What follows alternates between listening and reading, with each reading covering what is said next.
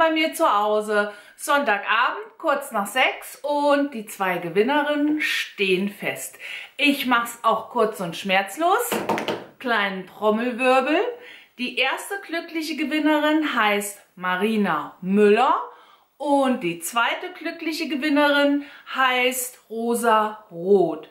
Ich schreibe meine E-Mail-Adresse unten in die Infobox rein.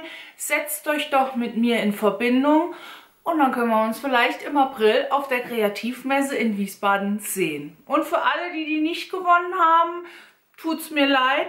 Und vielleicht fahren ja trotzdem ein paar hin und wir können uns da auch treffen und können dann einen kleinen Nähplausch halten. Jetzt wünsche ich euch noch einen schönen Sonntagabend und bis zum nächsten Mal.